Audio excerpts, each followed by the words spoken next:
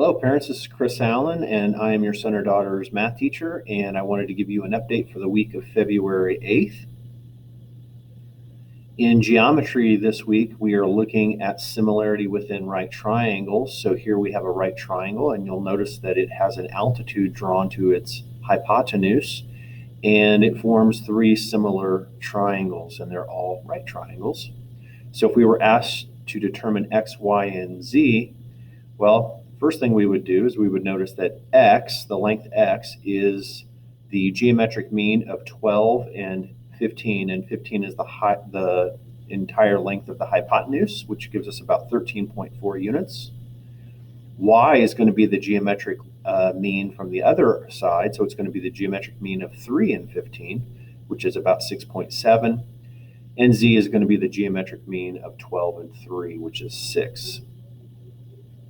In AP Calculus AB, we are still looking at integration, and we are integrating fun rational functions like this one. And the first thing that a student would need to do here is go ahead and do polynomial long division and change that quotient to the quantity x minus 4 plus 6 over x plus 1, and then integrate that, which is going to give us our final answer of x squared over 2 minus 4x plus 6 natural log absolute value of x plus 1 plus c. In Calc BC, we're still looking at our series unit, and here we have a series. We're going from n equals 1 to infinity of the expression n times 6 over 5n, and we notice here that we've got an nth power, so we are going to use the following. This is called the ratio test. So we are going to do the a sub n plus 1 divided by a sub n, absolute value. We're going to take the limit of that as n goes to infinity, and we'll simplify that, and it turns out that that limit is equal to 6/5, which is greater than 1. Therefore, we know that this series diverges by the ratio test.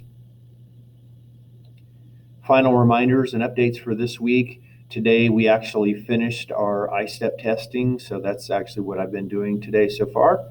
And the next thing I'd like to remind you of is Canvas. Again, I post almost all of the information that a student would need to know for this class in Canvas. As a parent, you are completely allowed to become an observer of my class if you'd like to kind of see what's going on in there. I'd like to make a note about homework, in particular late homework. Most of my students do a really great job of getting their homework done and turned in on time, which is Friday nights at 9 p.m.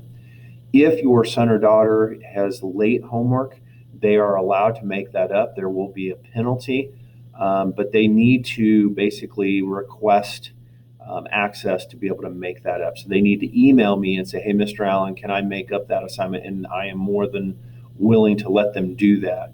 The reason that I'm making them request the makeup is sometimes students will make up an assignment and they don't tell me, and I don't know they've made it up. So I've kind of got a procedure, and if they don't let me know to update the homework, then they're like, oh, Mr. Allen, I made this up, and they're mad at me and things like that. So what I do is I make them request an extension. And I should note that I give students over an entire week to get one homework assignment done.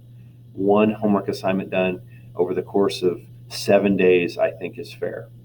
Again, here are the join codes, and here again is our calendar. So thank you so much for your attention. Have a great week.